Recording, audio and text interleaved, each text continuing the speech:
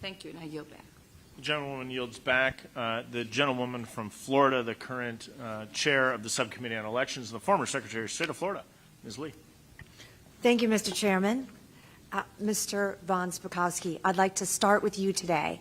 One provision of the ACE Act that we haven't discussed yet today is the use of the existing Election Assistance Commission, a bipartisan group, to provide a forum to share best practices with states around the country, covering things such as audits, certification and testing of election systems, chain of custody, and other basics that are really essential to effective elections. Would you share with us why you believe doing that, the sharing of those best practices, is important? Well, that's the way election officials improve. I mean, look, we have the most decentralized election system of any Western democracy. It's run, as you well know, down at the county government level. Secretaries of State oversee that, but it's really county government officials, all the folks sitting at this table. They're the ones that are doing voter registration and running the polling places. So we have literally thousands of local election officials, and sharing best practices is the best way to improve our elections. And that includes things like, look, one of the things this bill does is it makes it clear that HAVA funds can be used for post-election audits. That is vitally important. Financial and accounting audits are ubiquitous in the business world.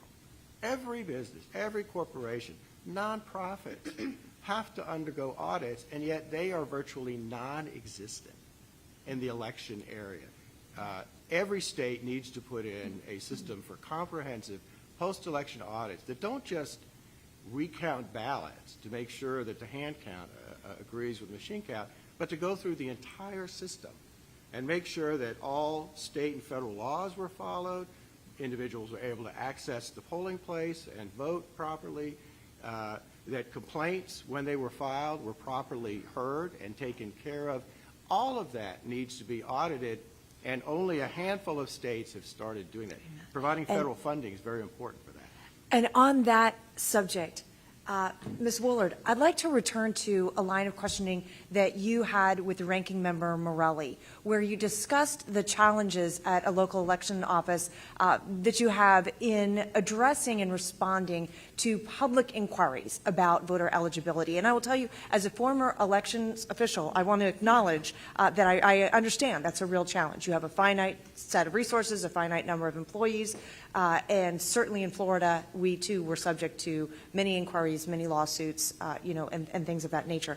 But I'd like to hear from you how you would suggest then that we balance the needs of elections offices with those of the public, who in many cases have well-founded concerns, maybe have done their own research, identified things on the voter rolls that give them concerns. I know we all share a desire for the public to have confidence in our elections and our outcomes and in the strength of those voter rolls. So how would you suggest that a citizen, a member of the public who has concerns, can get those concerns about the eligibility of voters addressed?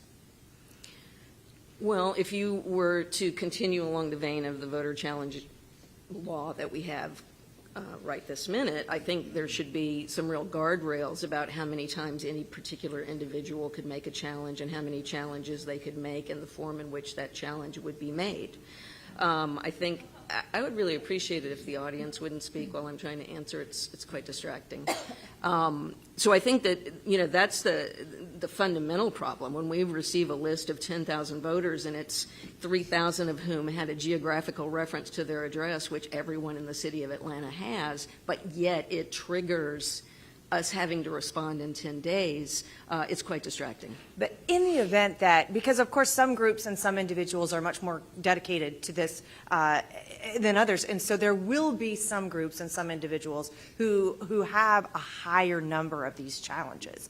And I think one of our obligations as elections officials is to find a way to be sure that we're responsive to the public.